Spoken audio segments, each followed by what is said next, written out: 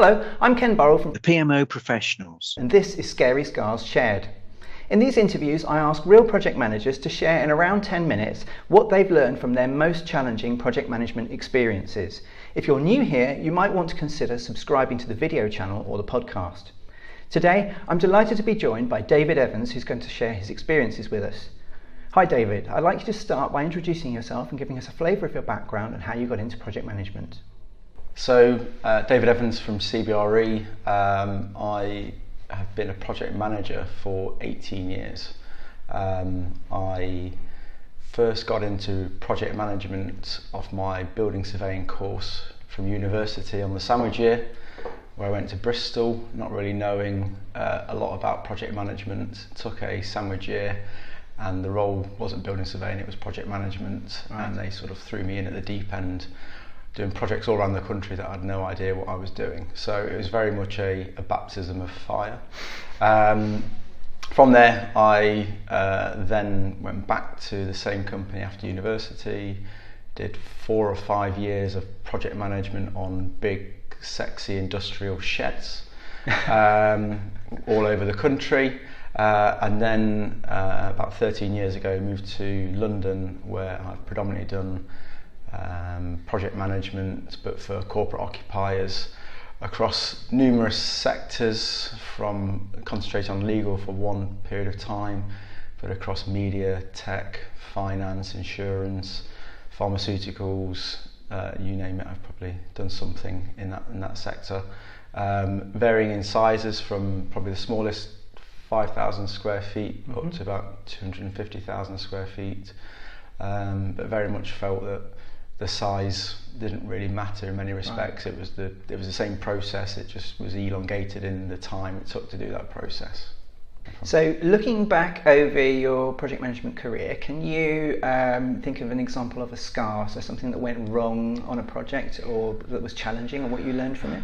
Many, but I've picked you one which I think best sort of sums up my experience and my way of project management. We'll call them Client A. Approached me to undertake a relocation project, very similar to what I'd been doing for most of my career. They found a building which all seemed great and was all doable, but like with everything, once you start negotiating with landlords and you look at the scope, which often increases from when you first get a brief from a client, it became quite clear that the landlord developing a Cat A scheme, which would then roll into a tenant Cat B scheme, was a bit of a recipe for disaster from both a timing perspective, but also a practical sense that having 2 contractors working on site would be an absolute disaster. Can you just explain what you mean by Cat A scheme, Cat B scheme? So a Cat A scheme is where a landlord would develop a building to a set level. So It generally gives you some lighting, some air conditioning, but based on a very broad footprint. It's not specific to any client, it's just a generic space. And then a Cat B would be where a tenant would come in and do their enhancements. So we'll then build meeting rooms, all the open plan desking, comms rooms, kitchens, reception areas, all the spaces that make it habitable basically. So a custom layout on top of that? Correct. Basic scheme, okay. Correct. I could actually see that this potentially would have a bigger risk at the end, that we wouldn't be able to meet the programme. And from experience of landlords delivering a lot of Cat A developments, I felt very uneasy that we could end up in a situation where we wouldn't hit the dates and the lease extension would be executed and it would cost everyone a lot of money. Right. So we took the decision to put a hold on the lease negotiations for a time. At this point, I had to bring everyone round the table. So it had the representing agents from both landlord and tenants. It had all the legal advisors, it had both clients themselves, client stakeholders, and key members of the professional team from both parties.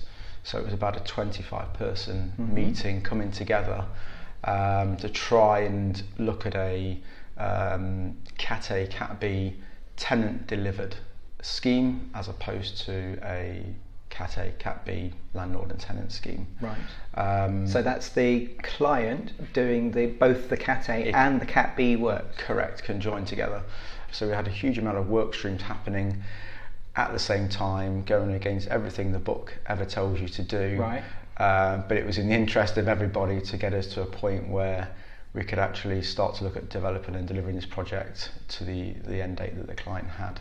So it was a very difficult situation. The result of which we delivered the project on time, so we didn't incur all the loss or increased expense that the client would have incurred if they didn't hit their date. We did go slightly over budget, but given when we started the project, we didn't really have any idea of what the budget may be, and we had a big lump of money from the Cat A, so that was, I think, where we ended up going slightly over was probably quite a good situation. It could have probably gone a long worse if we hadn't for them. The client got an amazing space, incredibly happy.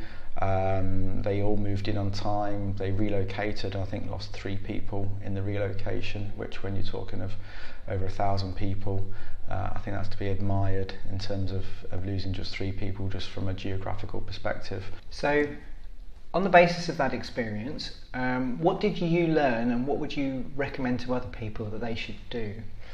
I think, as I said, I think the biggest thing was trying to understand where a client is coming from. I think that's one of the key things, is actually, you know, we're quite good at setting a process off from the beginning and telling a client this is how you should do it based on what we think.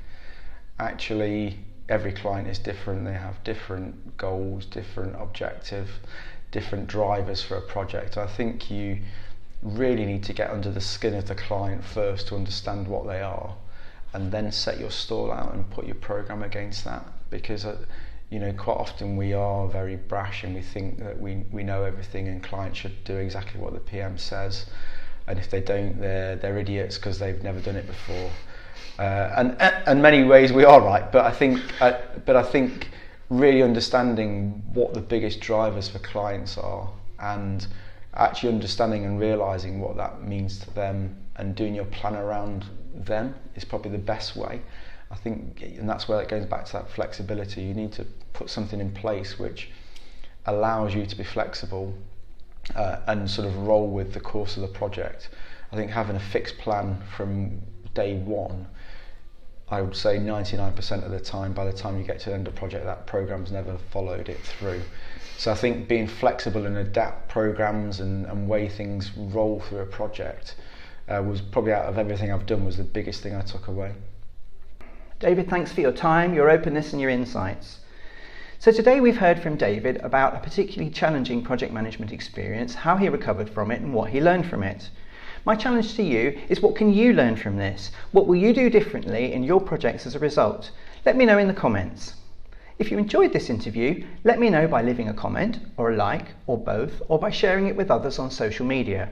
If you're new here, you might want to consider subscribing to the video channel or the podcast.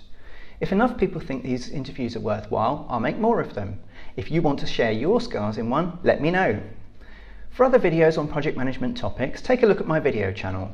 For articles on project management and PMO topics, visit my website, thepmoprofessionals.com, or to connect with me more personally, search LinkedIn for Ken Burrell, The PMO Professionals. In the meantime, until the next time, thanks for listening.